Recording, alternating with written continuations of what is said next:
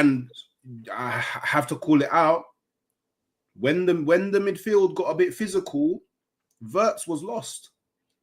Yeah, he was lost. He was lost in the game though. And Hooks, you remember that stream when I got cooked for saying Liverpool might have too many chefs in the kitchen, too many ball playing players when they have. I said, because I was saying the Liverpool fans went mad at me because I was saying Salah, Isaac, Ekitike, WIRTZ. It sounded like too many players. You got way too many main players. Let's see, Isaac was the main player for Newcastle. WIRTZ was the main player for Liverpool. Frankfurt, the main player was Ekitike after Marmoush left. So you've got all these players that are used to being heavy ball carriers, take a lot of the ball up for their team. When they all start working together, some of them are going to look lost. When I'm watching the past two games, and especially yesterday, or it's definitely the past two games, Salah and WIRTZ look lost in the system. They both look lost. Salah somehow, propped up with a GA yesterday, which should, to be fair, I think that should have been a Szoboszlai assist, bro. That little layoff, that fake was cold. Yeah, the goal was he sold everyone, yeah. He sold everyone. He did. But away from that, WIRTZ done nothing. People are saying WIRTZ will be fine. How would he be fine? WIRTZ has done nothing. Like, I've looked at WIRTZ and say this guy's a ghost in the games. When CV mentioned it last time, when it was Caicedo, we were cooking Caicedo from the jump. He was giving away penalties. We were cooking him. WIRTZ is doing nothing. He's literally doing nothing on the pitch, and people are just sitting there saying, give him time, give him time. No. We don't expect to see this from 120 million. I expected to see him come in and bag a goal. This is what I expected. We were cooking Enzo from the start as well. Look what they did to Gyökeres. Putting in similar after one game, and he scored in the game before in pre-season. Yeah. But he's Timberland, isn't it? Yeah, but WIRTZ is, like... It is too early, though. It is too early. It's 2 games. You know what I mean? It is too early. I think for 116 million, you don't get the time, but it is as a real football community, we know it's too early. You know what I'm saying? It's too early to call him rubbed or shit, but it's not too early to get onto him. That's the point. There's an expectation, and he's not living up to that expectation. So we can say he's not performing, but it's too early to say, he's a scrub, he's done, he's not going to be good in the Premier League. But right now, evaluating what we've seen, he's been a scrub, bro. That's a fact. Evaluating the performance. If you never knew WIRTZ, you didn't know his price tag, and you just watched him play, you'd say that player looks all right, but he's a bit of a scrub. Harvey Elliott come on and looked a little bit better than him, looked a bit more positive. Like, I ain't seeing much with WIRTZ right now, man. But when I was having this conversation with people beforehand, this is how WIRTZ has always played. I don't know if people actually know. He's been the Leverkusen fans used to always argue that he goes ghost for long periods of games. That's what they've argued that for years. So this is him anyway.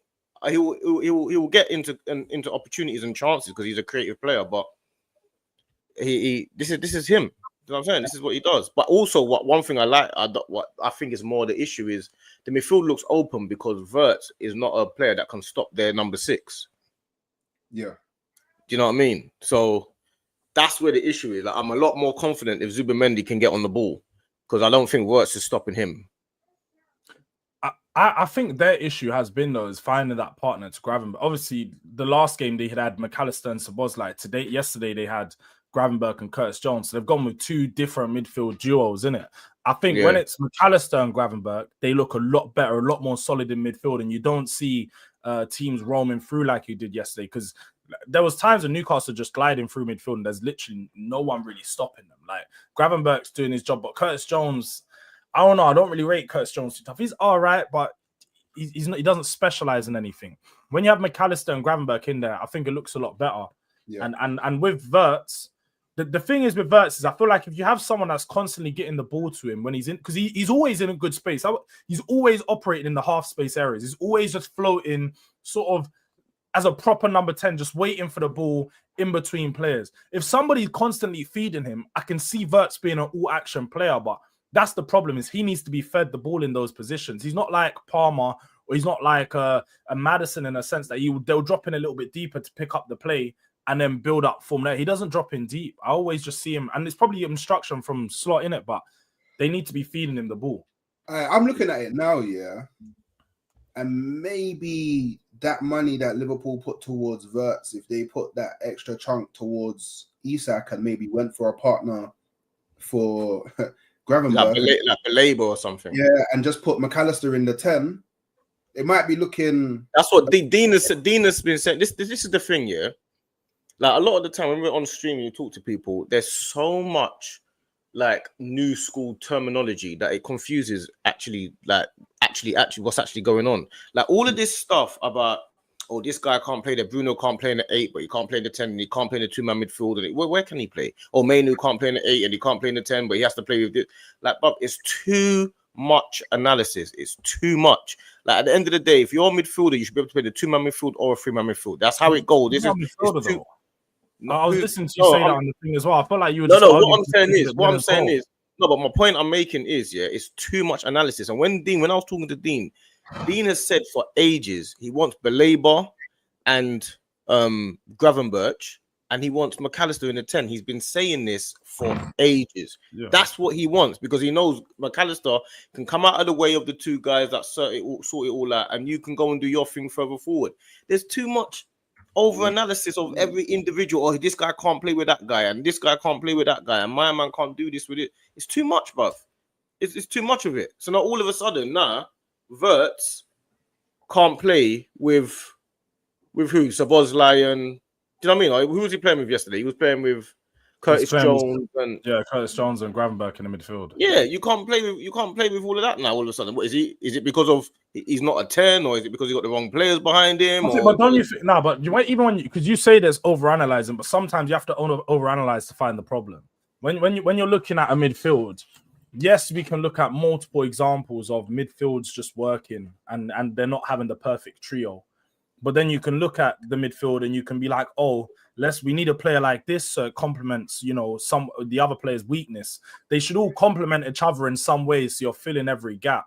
Right now, with the midfield trio that they set up with, I think they lacked someone to progress the ball forward through that midfield, through passing it. Obviously, Curtis Jones wasn't doing that good. Gravenberch can, but I don't think that's his thing. Like, I don't sit there and say, yeah, this is what Gravenberch's going to do. He's going to break the lines and progress the ball consistently. So I feel like you have to overanalyze to a point to understand that that's a midfield that's not going to work. Looking at the game yesterday, I don't know, man. Curtis Jones and Gravenberch didn't work because they didn't work, or what? I feel like the best players and the players can play in 9 out of 10 that's the best players, but the majority of players aren't the best players. That's what you need to know. I'm saying if you're a midfielder, for example, so WIRTZ, for example, yeah, are you saying that he can't play with Jones and who did he play with yesterday? Jones and who was it? Chemistry is a real thing in football. Chemistry is a real thing in football. Some players just don't play well. Like if you go back to the old school England, like we had Frank Lampard, Gerrard, and Paul Scholes, but they just couldn't play with each other in the England setup. But that was a 2-man midfield. That wasn't a 3-man midfield. No, but what I'm saying is you could never find. You just said 2-man midfield, 3-man midfield, the midfield. Yeah, but no. I'm saying somebody was on the left side. I'm saying one of them was playing left wing. Yeah, but what I'm saying is like cohesion and chemistry is a real thing in football. Like certain players just can't play well with other players, but they play better with other players. Like it just is what it is. No, I agree. But then why are we writing him off then? Because they have not had any chemistry. We're not writing him off. I'm not writing him off. Who wrote him off? But we're criticizing WIRTZ, but then you're saying you can criticize him. You can criticize him without writing him off. Why? What do you mean why? Because we're football fans. That's what we do. It's part of our game. We create content. I'm going to criticize a player when he's being costed 115 million pounds because I'm holding him accountable to the expectation that was put on him by his fans, as well as what the price tag puts the expectation on him. So I'm holding him accountable to that. And within 2 games, if he hasn't performed, then I'm going to call him out about it. Now I'm not. He's only just got there. He's only just got there. Right, but that I know. But then there's 2 ways to look at it. D. You can be part of it or you be against it. You're part of it because you do this and you criticize players too. So I do.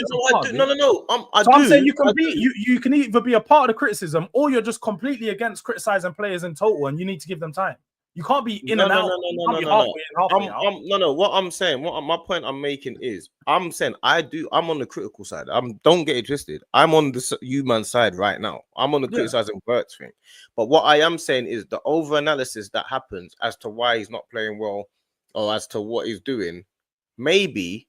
What I'm saying is the point of him not playing well is the type of player he is. Maybe this is the type of player he is, and he gets involved in assists and goals over time. Yeah, I get what you mean. Just find. Do you understand what I'm saying? Yeah. Like what he's doing might be how he plays. It's not the fact that he's not playing well. It's the fact that this is how he plays. Do you get it?